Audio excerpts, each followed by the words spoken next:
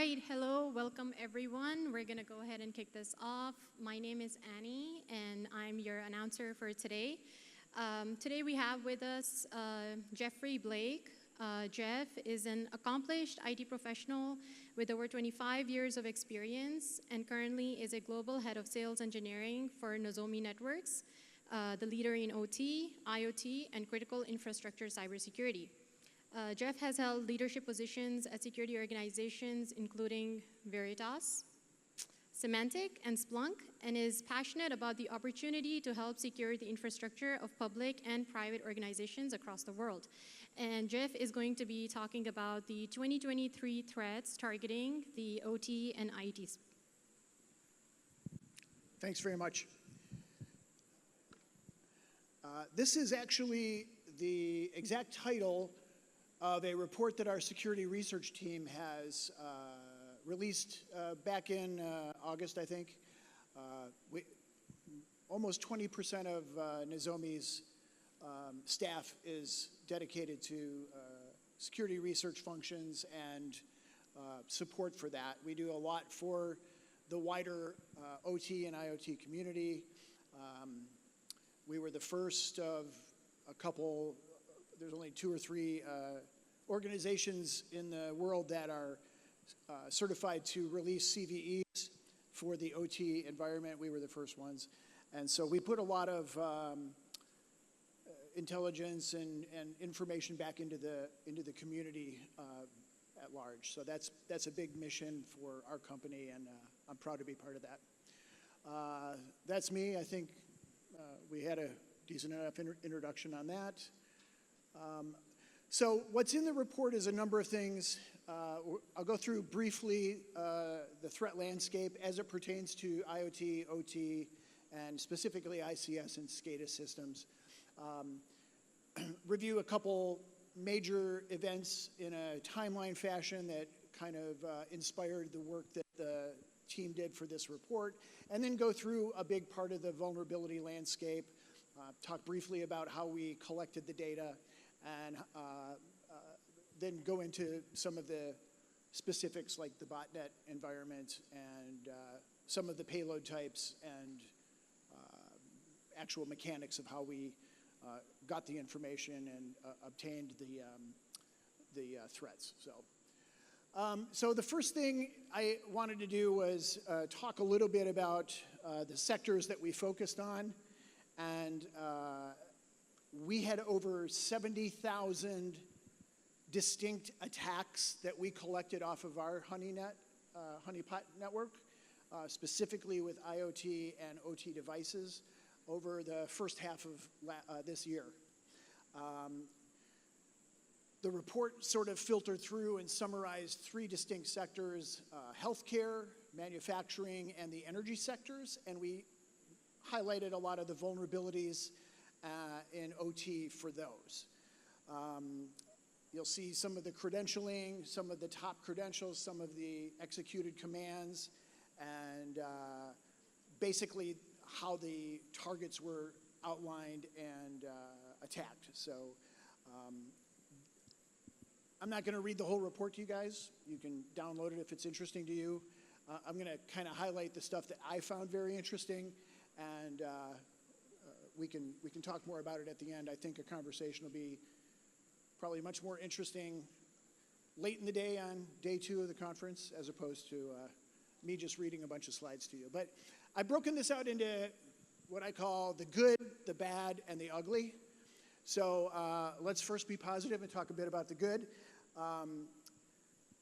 What we're seeing in the industry very recently is some positive, good things that are mostly focused around some decent use of automation, machine learning, and other AI tactics. They are talked about a lot, of course, but we're actually seeing some pretty good measures of things that our customers, and others, government agencies are doing. So that's pretty exciting. The other side of it is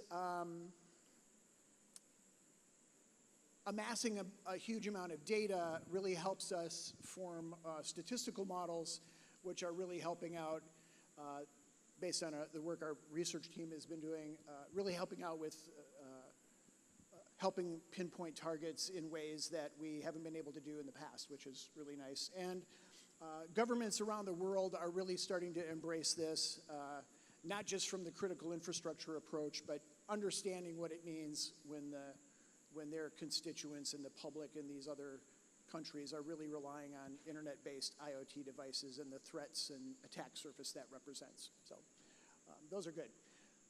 What's not so great is what you'd probably expect if I just asked you at a cocktail party. A lot of the same things that we're used to seeing on a regular basis, a lot of the really dumb mistakes that all, especially immature security organizations do, really not embracing best practices, not having good security awareness for their constituents or their employees, and all the dumb things that we see for just basic blocking and tackling of security basics. Manufacturing facilities and healthcare, for two different reasons, have been really highly targeted over the last 6 months. Manufacturing because more and more vulnerabilities are coming to light, and the ease in which to attack those is becoming more widely known. On the healthcare side, it's IoT and the newness of that from the maturity standpoint of the security organizations in the healthcare industry. So both of those industries are sort of wide open in terms of rigor and discipline, and both of them are still immature in terms of how they're handling IoT and OT devices from a security standpoint. Couple notable attacks, some big ones back at the beginning of the year. A lot of ransomware in the healthcare industry, nothing new from that you all haven't probably seen.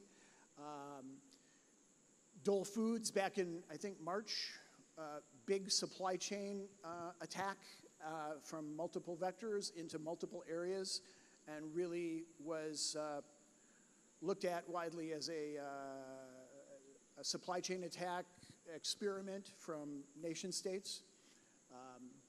And you can look through the report yourself. There's actually, I think, 2 slides. Well, I think I called it out. It was just too much. There's a lot of attacks that have happened in the last 6 months.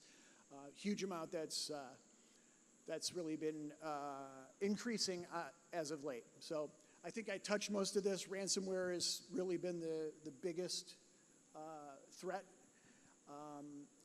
And we're also seeing widespread use of ChatGPT. We've all read about ChatGPT being used in the offensive tactics. What conversations I've had recently, which has been pretty cool, is a lot of defensive tactics being developed using ChatGPT. So hopefully we can maintain parity on that front in terms of the use from threat actors and our defensive teams that we're all part of. CISA advisories has hit a record high on the OT side, 171 new advisories that captured 641 new vulnerabilities. That was as of June of this year. And 62 distinct vendors. So this is not isolated to one big vendor like Microsoft or a couple big vendors. This is widespread. So, like I said, we have a fairly extensive honeypot network. It's widely distributed across the globe, and we have a really fantastic infrastructure for rapid communication of the data through that into our security research frameworks that we use to issue the CVEs on the OT and IoT side. You can see a lot of this stuff is some of the same old things that we've seen as patterns, but also at the same time, just the ramped up numbers that are happening from that. And apart from collecting the data, some of this would probably not be very evident. That's why I think it's really a good read if you download the report and see what we've done. Trojans, DOS, DDoS, continue to be, as you'd expect, the stuff that we've been used to managing and mitigating on the IT side for decades is now resurfacing as the primary points of attack and on the OT and IoT side. So the report also graphs out some great summarization of details, and you can look at this. How many of you are involved in OT security? So some of this might be not so surprising, but it was surprising to a lot of the folks that we talked to. Water treatment plants getting scanned. By distinct count, the highest number. It's very intrusive. Program transfers and password cleaners as part of the emerging industries of industrial machinery and building management systems, BMS systems, and perhaps the most scary of all, the packet injections in our energy grids, our electric grids, our energy production, energy distribution. Far and away the highest component of that group, that industry. And those are, as you know, significant and also less easy to deal with. Here's some more. Same data, but broken out by regions. This may be slightly tilted because a large portion of our research team is based in Central Europe. And so I think a lot of this is getting maybe from sampling, but you can see Italy, New Zealand, and Brazil, top three, US by number, malware traffic.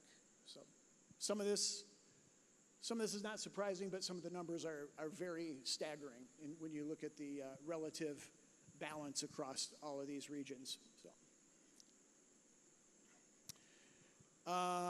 The US and China make up more than half of the botnet traffic and botnet activity.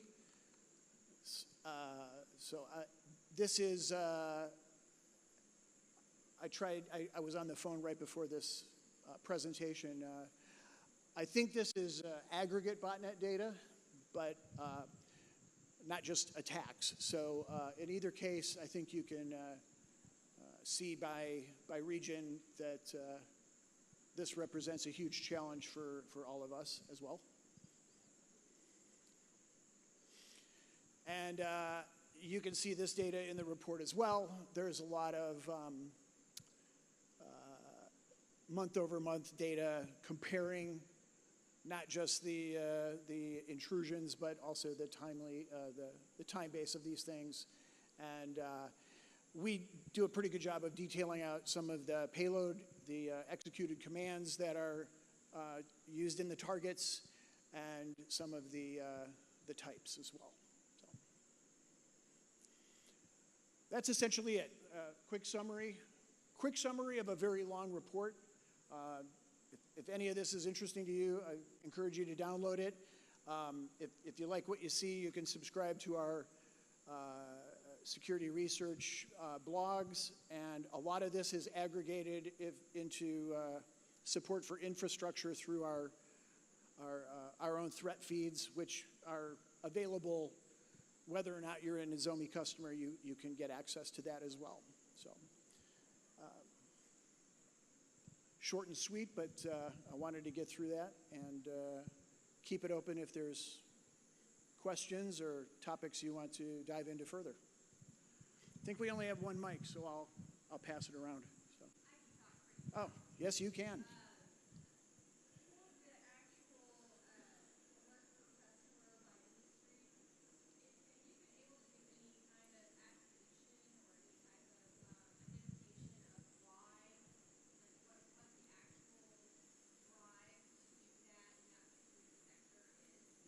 So you're asking about motivations and attribution.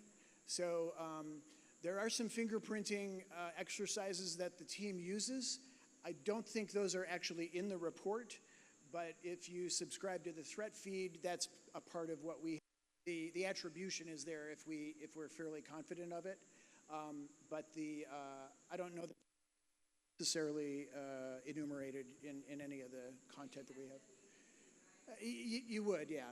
I mean, a lot of that is sort of obvious if it's a known APT and what they're doing, but yeah.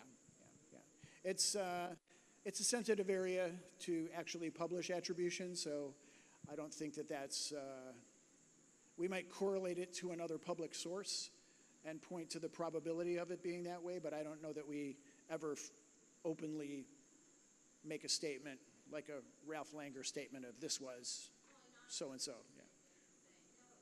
yeah. See, I was able to work Ralph Langer into the conversation, Vivek.